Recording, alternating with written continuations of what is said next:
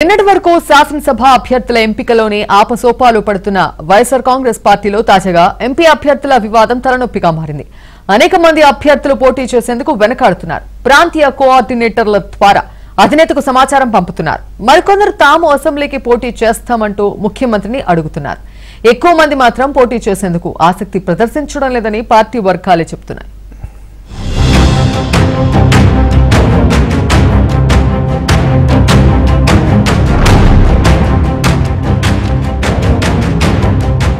MP అభ్యర్థుల ఎంపిక వైఎస్ఆర్ కాంగ్రెస్ పార్టీకి సవాల్గా మారింది. అనేక మంది పోటీ చేసేందుకు వెనక్కి తగ్గుతున్నారు. ముఖ్యమంత్రి విధిస్తున్న షరతులు, ఓడిపోతామనే భయం, డబ్బులు డిపాజిట్ చేయాలనే ముందస్తు ఆదేశాలతో ఎంపీ అభ్యర్థులు వణికిపోతున్నారు.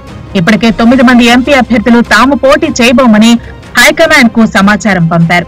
పార్టీ తరపున జిల్లా బాధ్యతలు చూడటమే కాకుండా ప్రస్తుతం రాజ్యసభ సభ్యుడిగా ఉన్న ఒక ఎంపీ రానున్న లోక్సభ ఎన్నికల్లో పోటీ చేయబోనని ముఖ్యమంత్రికి సమాచారం పంపారు.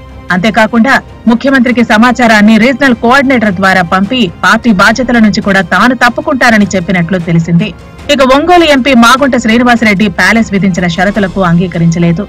180 కోట్ల రూపాయలు ముందుగా డిపాజిట్ చేయడం, లోక్సభ నియోజకవర్గం పరిధిలో 7 అసెంబ్లీ సెగ్మెంట్లలో ప్రెస్ మీట్ పెట్టి చంద్రబాబు, పవన్ కళ్యాణ్, లోకేష్ ను తిట్టాలని కోరడాన్ని మాగుంట అంగీకరించలేదని తెలిసింది.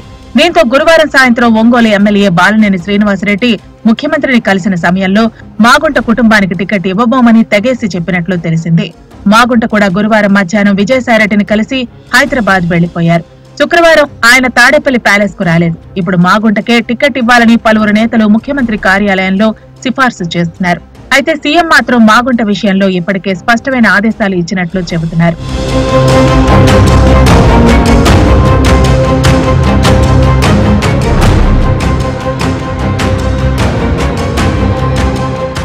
రాజమండ్రి ఎంపీ మార్గాని భరత్ కూడా ముఖ్యమంత్రిని కలిశారు. తనకు రాజమండ్రి అర్బన్ నుంచి పోటీ చేయాలని ఉందని ఆయన ప్రకటించారు. అయితే ముఖ్యమంత్రి ఆదేశాల మేరకు నడుచుకుంటానని కూడా చెప్పారు.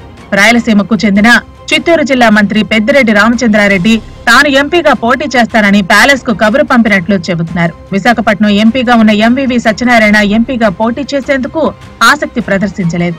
ఇలా అనేక మంది ఎంపీలు మళ్లీ పోటీ చేసేందుకు ముందుకు రావటం లేదు. అందువల్ల కొత్తగా ఎంపీ అభ్యర్థులను అన్వేషించాల్సిన పరిస్థితి ఏర్పడింది. రానున్న ఎన్నికల్లో గెలుపు కష్టమని ఇప్పటికే ప్రచారం జరుగుతున్న సమయంలో పోటీ చేసేందుకు ఎవరు ముందుకొస్తారని పలువురు నేతలు ప్రశ్నిస్తున్నారు. ఇప్పటికే అనేక మంది వెనక్కి తగ్గారని, మళ్లీ తాజాగా పోటీ చేసేందుకు కూడా ఎవరూ ముందుకు రావటం లేదని, పార్టీలో ఎంపీ అభ్యర్థుల కొరత ఉందని పార్టీకి చెందిన సీనియర్ నేత ఒకరు మీడియాతో పిచ్చాపాటీగా మాట్లాడుతూ చెప్పారు.